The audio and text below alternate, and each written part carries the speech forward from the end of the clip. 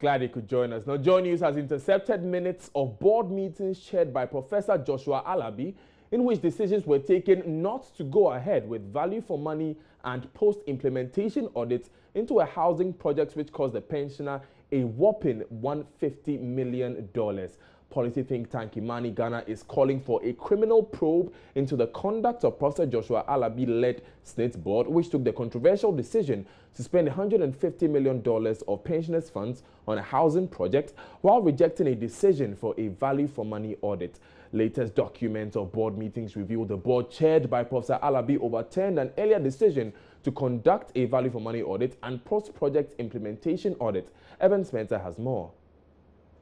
Joy News intercepted minutes of board meetings chaired by Professor Joshua Alabi, in which decisions were taken not to go ahead with value for money and post-implementation audits into a housing project which cost the pensioner a whopping $150 million. The Dunkuna and Klagon high-end housing projects were a joint venture between SSNIT and Regimanol RSS Developers Limited. The entire project cost $250 million. SSNIT was contributing 60% of the funds, while Regimanol RSS Developers Limited contributed 40%. At a board meeting on the 15th and 16th of December 2015, the board, with the insistence of the Employers Association rep, agreed to engage the PricewaterhouseCoopers to carry out a value for money and post-implementation audit of the projects. At this meeting in December 2015, the Deputy Finance Minister, Mona Quartey, and the Director General, Ernest Thompson, were both absent. However, barely a month later, on the 21st January 2016, both political appointees to the SSNIT board participated in another board meeting chaired by Professor Joshua Alabi. According to the minutes of the board meeting intercepted by Joy News, this second meeting, quote, appreciated the need to ensure value for money for all projects being undertaken by the trust, end of quote. However, it went ahead to take a decision to rescind the earlier resolution of the board to carry out the value for money and post-implementation audits, this time in the absence of one key member representing employers who had pushed for the audit in the previous meeting. The meeting explained that the audits were not necessary and were too costly. This is in spite of the fact that they had committed $150 million of pensioners' funds to a joint venture to build luxury homes. Johnny sources close to the project say SSNIT is currently struggling to make good returns on that investment. They say this investment has become one of the problematic ones. The president of Imani Ghana, Franklin Kujo, says the Professor Alabi-led board has a lot of questions to answer. SSNIT is no longer fit for purpose. This is criminal. If it is emerging clearly that the board he supervised was completely ridden with political infestation, then unfortunately he would have more questions to answer from the general public. Joy News editor Evans Mensah joins us via phone with more on this. Evans, why did SSNIT fail to do a value for money audit on the $250 million housing project? Well, so from the board meetings that we saw, and chaired by Professor Alabi, and in which the former Deputy Finance Minister Mona Quartey and Thompson, the reps of the Employers Association, youth, etc., all participated in January 21st last year. The reasons were the fourfold. The first one, essentially, that they didn't think that the value for money and the post-implementation audits were necessary. They also thought that it was costly to undertake that, and that they felt that they rather, instead of engaging the profession to do the value for money audit, also thought that they rather gave an instruction for there to be, for SSNIT and the project implementation to use internal monitoring mechanisms to sort of assess the value money situation when it came to the project. And so, in essence, they didn't think that it was necessary, and they also thought that it was costly. And that's where questions have now come up in terms of, if you're spending $150 million US dollars of somebody else's money, the pension money, contributors fund, yourself and myself contributors fund to a project with a private company. How can you argue that spending a little more money to make sure that that money you're spending, 150 million money you're spending, is being put into projects that will yield returns? And so the argument that it was costly, people have shot it down with that argument that you should at least make sure that what you're doing is right. And so, yeah, those were the reasons that the board put forward. Now, Evans, that is indeed an important question, but what role did GEA play in convincing the board in 2015 to do the VFM audit? Can you come again? I'm asking the role of the Employers Association in convincing the board back in 2015 to do the audit. Yes, in 2015, when that board meeting was held on December 15th and 16th, my sources tell me that the Employers Association rep, one of them, there are two of them, Terence Darko, was very instrumental in forcing the board to essentially agree to do the value for money and post-implementation audit. And the reasoning behind that was very, very simple as far as Employers Association is concerned. I mean, there's such a huge jaw-dropping figure that the least SSNIT could have done on our behalf as contributors, as employers. I remember that employers, if you look at the SSNIT structure in terms of the contributions, the mandatory contributions to SSNIT, employers pay 13% to SSNIT.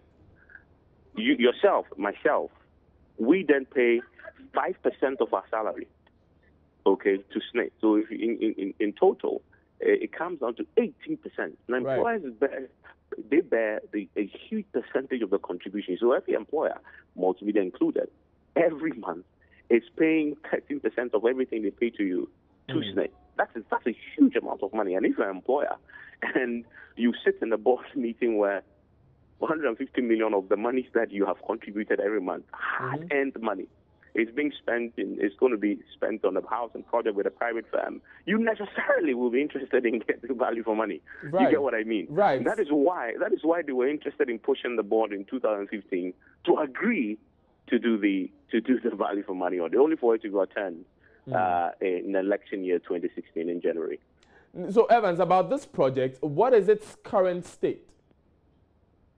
The current state, well, if you speak to those who are currently managing the project and the sources, they tell you that this has become one of the black holes in SSNIT's operations. It's become one of the problematic areas for them. I mean, particularly the luxury apartments at Clagon, I understand, where they've built a lot of high-end, very expensive structures as part of this joint venture arrangement.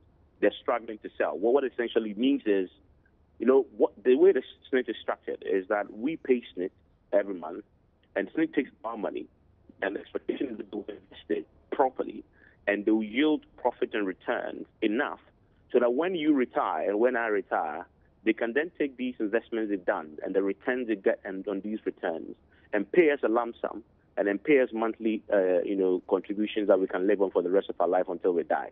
Now, when it comes to this particular project we are talking about, the understanding I get is that they're struggling to get those returns. They're struggling to get those returns that will put SSNIT in a position so that they can give you your proper lump sum and give you the monthly contribution so that you can survive on it for the rest of your life. That is the state of the problem of that project. And those who watch this and know project management say, if you've done a value for money, done a post-implementation, or you've done all those due diligence issues, that probably would have told you whether this was a wise decision to spend $150 billion of the contributors' money into the project like that. Very important points there. Evans, I'll ask that you hold on at the line for us, because we understand the Economic and Organized Crime Office, YOCO, on Tuesday raided the offices of Perfect Business Systems. That's a company that was picked out of the 10 companies that bid for the $72 million SSNIT digitization project. Now, according to reports, the offices of the IT firm and the private residence of the CEO of the firm were raided by officials of YOCO in search of some documents. Perfect Business Systems and Silver Lake Consortium were awarded the contract as $34 million, even though other firms, including Persol Systems, presented tenders to execute the project at a much cheaper cost of $4 million. My colleague Komla Adum was there. So currently here at the premises of Perfect Business Services Limited, the company that was awarded the $72 million OBS software suite contract by the Social Security and National Insurance Trust, SSNIT. And we gathered earlier that the officials from the Economic and Organized Crimes Office, EOCO, were here earlier to ransack their offices and also to see some documents. But the mood among workers here when we got here is that of anxiety, dejection, and agitation, essentially. They had closed as at 4:30 p.m. when we got here. They had closed, but the workers could be visibly seen behind the glass tabbing, and so it was clear that people were at work, but the office had been locked to activities. Security officials would not even respond to greetings from people who passed by. So it told us a story that indeed there was some activity here. Some activity had happened here some 2 hours ago, but people who live and work around here are unable to confirm if indeed those who came here with vehicles are operatives from a national security or even from Economic and Organized Crimes Office, EOCO.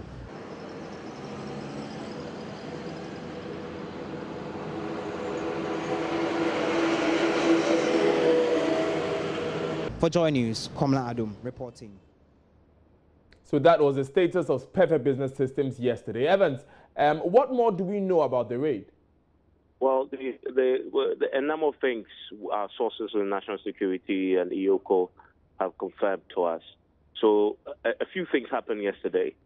First, they went to the home of the CEO of Perfect Business Services Limited, and they went to search. In fact, EOCO got a warrant. They got a court warrant, legitimately so, that empowered them to raid the private residence of the CEO of Perfect Services Limited. They got there.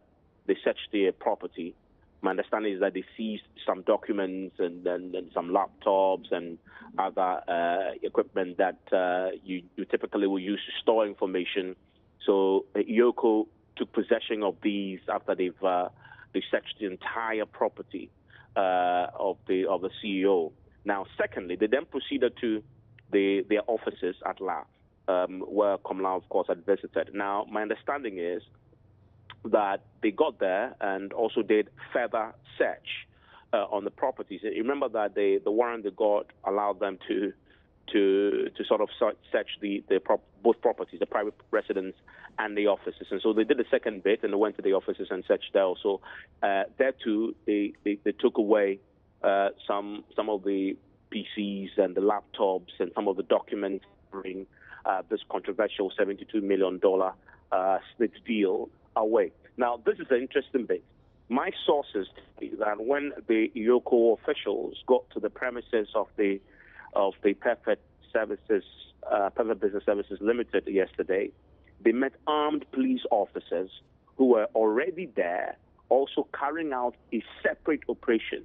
Now, my sources confirmed to me that those armed police officers were there on the orders of the Ghana Revenue Authority, under the hand and the authority of the Attorney General. And I also got clarification that apparently, and this was just a mere instance, that the Ghana Revenue Authority and the EOCO officials all happened to sort of cross each other's paths on the premises of the services.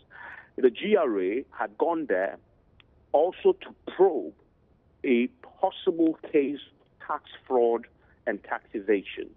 And so that is how come the Ghana Revenue Authority, they had gone there with armed police officers.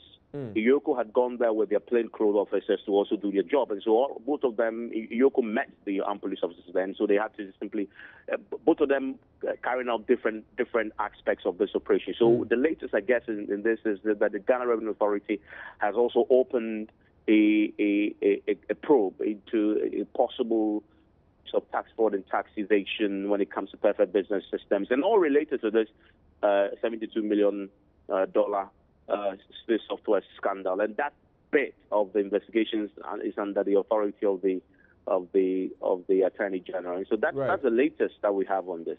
Right. So have we had any response from any of these parties since all this broke out? Perfect Business Services themselves and the board of SSNIT? Oh, not at all. I mean, the Perfect Business Systems have been Perfect Business Services Limited. They've been absolutely quiet on this, and I mean, you expect them to be. They're under tremendous pressure at this moment, and so there are multiple investigations going on, so they haven't spoken. But as far as the probe, the searches and the raids are concerned, of course, SSNIT former officials have spoken. We've also heard from current managers of SSNIT who've also spoken in the past about the probes being done by Yoko, and the 15 officials of SSNIT have already been invited. We also know the interdiction of the former IMS manager. And so that's where we are with this probe. But we are expecting further developments in this, definitely. Right. Thank you very much, Evans Mensah, for bringing us. He's our editor here in Joy News. Stay tuned in to Joy News for the latest on this matter.